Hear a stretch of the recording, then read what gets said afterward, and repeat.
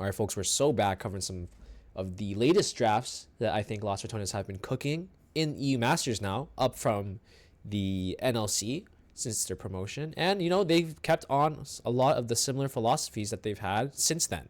And I think in this draft specifically, they come up with some really banger solutions to like issues that let's call it issues, or like ways to solve problems that this meta and specifically fearless draft surrounding this meta can potentially bring light to.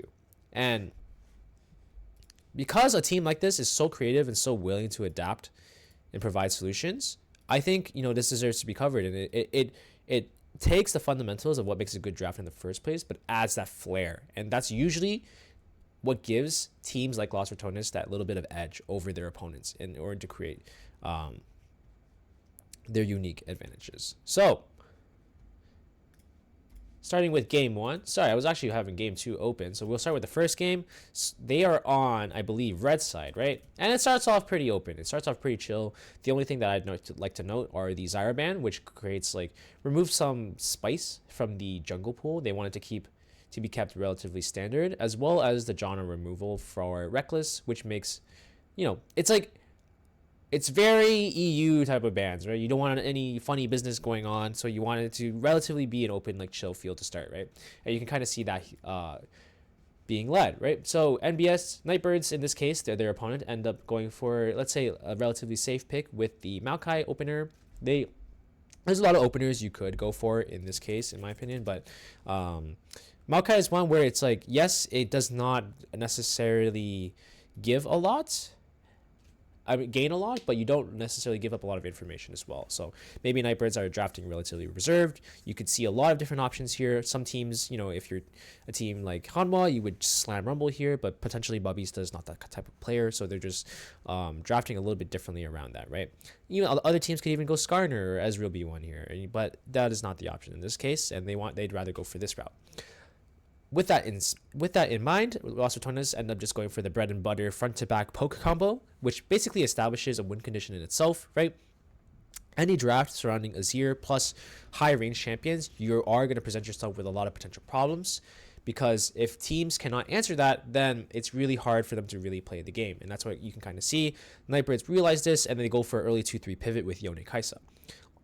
On paper, this actually makes a lot of sense, because this gives them a lot of opportunity to actually gain, let's say, true engage and decent counter picks, right? Because Yone does a soft counter into the Azir, and Kai'Sa does a soft counter into the Ezreal.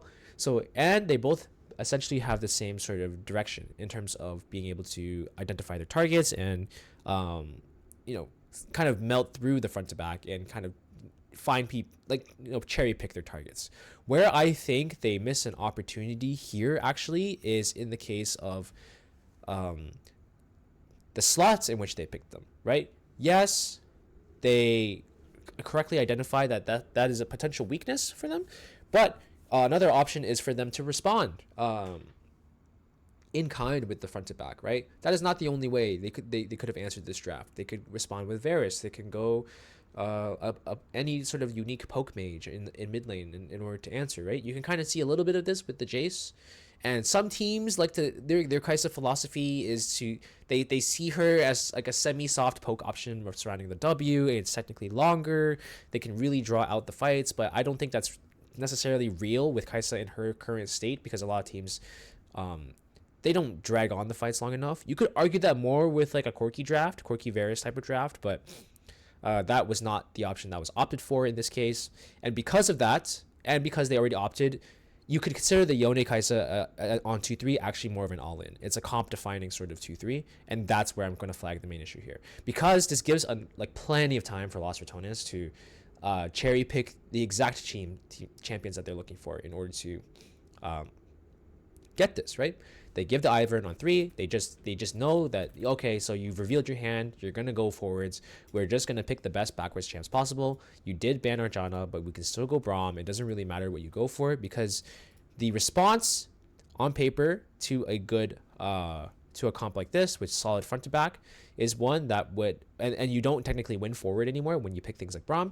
You would have to go things like that would match the front to back. But because your pivot picks are already burned on comp defining picks, you don't really have that luxury anymore. And that's where you can see Nightbirds have this a little bit of this catch-22 here with the top and support picks, right?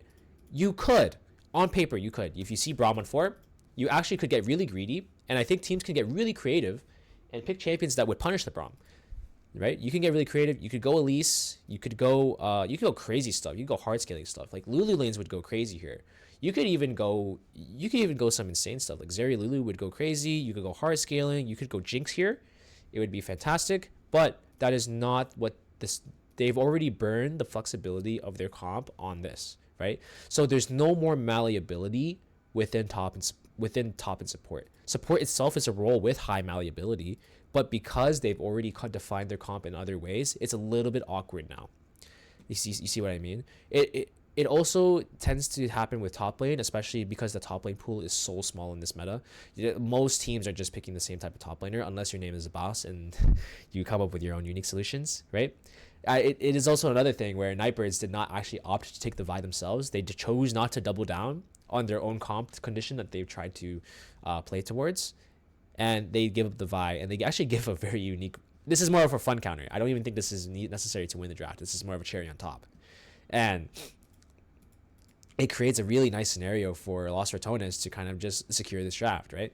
On top of this, by the way, it's specifically in the Fearless format, when you have, let's say, let's backtrack slightly. When you're in the position, when it's already winning, you can carry your draft advantage over into the next game. And that's the beauty of Fearless draft in this format, by the way. You carry, and what I mean by this, even with these only with these 4 picks, by the way, I'm fairly confident if you're Los Ratones, it's like 70%, 80% win rate chance, right? You'd have to fumble pretty heavily, in my opinion, in order to mess up this draft. I think there's a lot of margin for error. So you can get greedy, and you can do a Vi takeaway for subsequent games, right?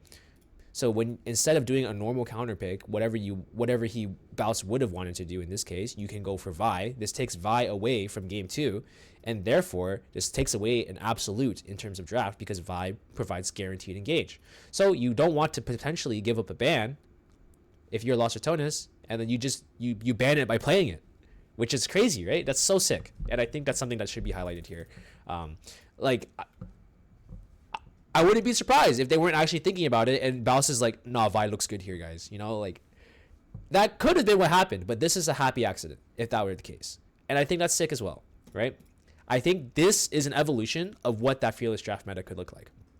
Another version of this, by the way, I could see a world where you're crazy. For example, this is another crazy version of it. You could go Varus and Ezreal on the same draft. A team like Los Ratones could do this. They could go Ezreal mid. They would do it. They are madmen, right? I could see that. They take both sides of the matchup and they go double poke. You know, what are you saying? It honestly is not bad. You could do that, right? Or you could spice up, go off angle rules, right, with certain champions, so you can take it away. You know, I would love to see more of that crazy stuff, kind of cook. But you can see it's pretty hard won, just like draft fundamentals. Game 2, I think it's not the craziest draft. It's more so gameplay. I do think Nightbirds did a decent job with trying to counteract with whatever their players could play. So I'm not going to comment too much on that. But you can kind of see a little bit of the same thing, where Los Ratones just have solid draft fundamentals, and a lot of the pool is still remaining, where they are just essentially cherry picking what they need in order to answer, right? I think Nightbirds did a good job as well, right? They're picking. It seems that their pools are not, like, to be transparent, I'm not the most knowledgeable in this team in particular, but like, as you can tell, they have solid drafting fundamentals in terms of, oh, we shouldn't reveal too many of our cards, right? But, you know, I will give them credit in this case where they happen to find a fairly decent draft, right? So in that case, they managed to get it together, but highlighting the unique solution that LR was able to go to, you know, I think this is exactly what Fearless Draft is all about. So hopefully that makes sense to you guys, and I'll catch you in the next one. See you around.